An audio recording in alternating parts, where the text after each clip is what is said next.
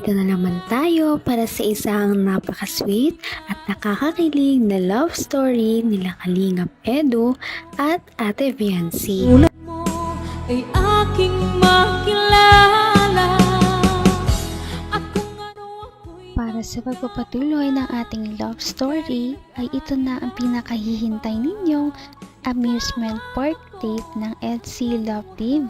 Dahil noong nakaraan nating video ay parang binibitin tayo dahil napakatagal nga ng kanilang biyahe at nag-overnight pa sila sa isang lugar. Kaya yan din na inyong mahanap sa ating nakaraang video. Ngayon naman, nandito na sila sa kanilang pupuntahan. After 10 hours na biyahe at pagtulog sa ibang lugar, ay finally, makakapunta na sila ngayon sa kanilang pagdidatean. Sobrang specialty nito dahil hindi expected na makarating si Ate Viancy at surprise lamang na makakasama pala siya.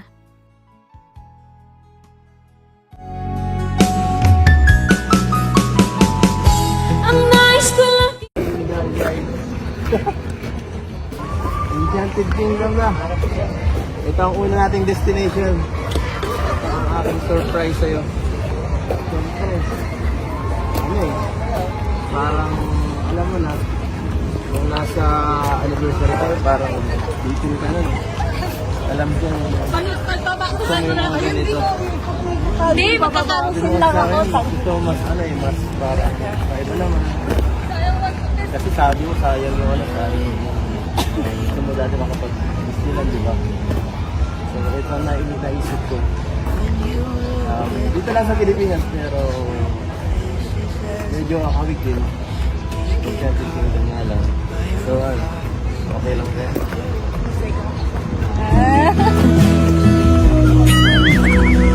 Ito mapunta. Ganda! Entrance na!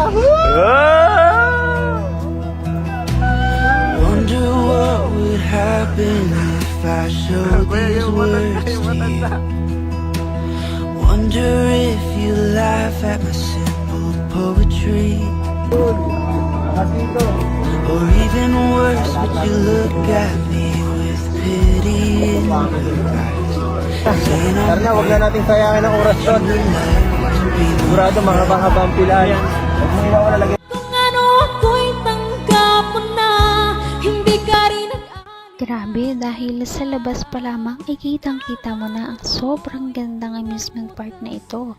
Sigurado na mag-e-enjoy ang buong Kalingap team sa kanilang experience sa araw na ito.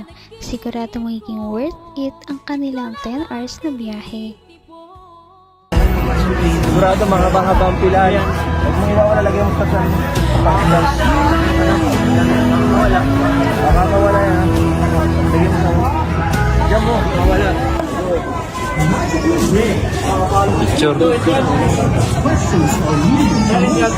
Ha?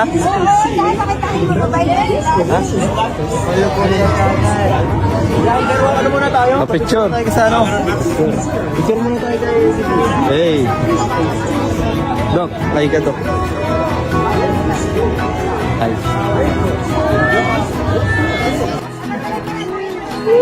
Eh. Eh. Ikaw tayo yan siya. Siguro ba?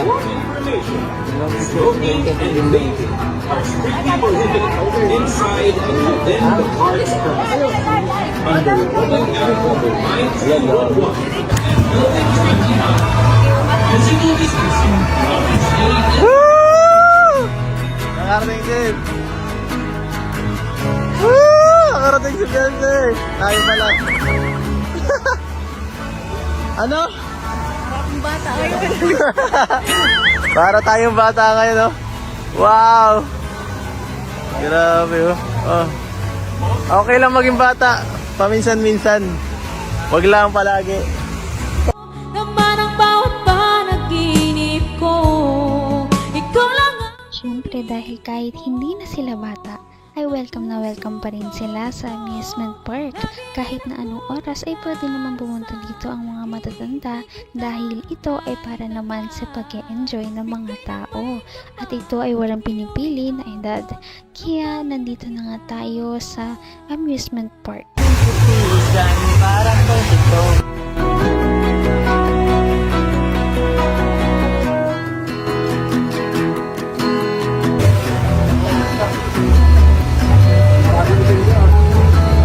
Init dito, grabe.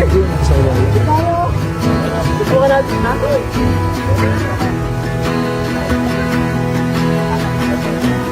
Tayo na. Tara doon. Parang init dito ah. Ayun, masaya na, di na tayo makakabili ng pagkain. Ang gustong kwarta ko eh. Nasaid eh. Ang grabe ito yung dito. Ang sarap. Ayoko pa. Ay, doon tayo. Gold card.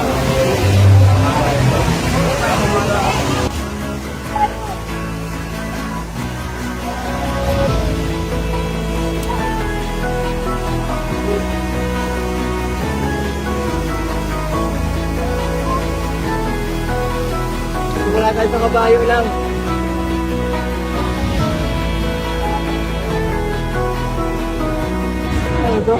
Warm up. Warm up. Kabayo na una. Doon tayo mamaya. Hanggang wakas ay tayo ng dalawa. Palagi kang Sobrang ganda ng lugar na ito kaya perfect na perfect ito sa mga magdi-date at sa mga pampamilya din naman. Nakakatuwa dahil nakapunta ang EDC Love Team sa lugar na ito at simula pa lamang ito, ngunit sobrang nakakilig na at marami na silang mga memories na nagawa dahil puro sila pictures sa pagpunta nila dito sa ganda ng lugar.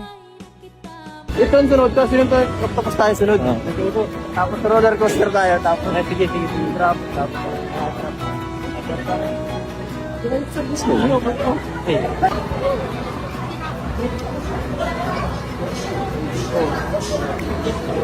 anong problema? Sana di ako mapahiya sa mga gusto kong gawin. Childhood. Memory pa lang ito. Pangarap ko lang ito dati. Pangarap lang dati. Ngayon, natutupad na. Kasi dati, nung nasa dito ako tumitira. Isang taon ako dito. Pero hindi pa man lang ako nakatry. Kahit isang beses. Pero ngayon, natutupad na. Kasama pa kayo, di ba? Lalo kami. Sobrang saya. Tara. Sumakay tayo sa kabayo. Nung bata ako, gusto ko dito sumakay eh. Ay, galaw. Hindi ko maglala, sanay na ako dito sa Baguio.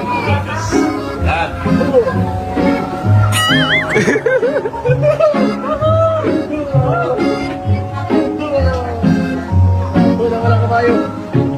Hoy, dito. Okay.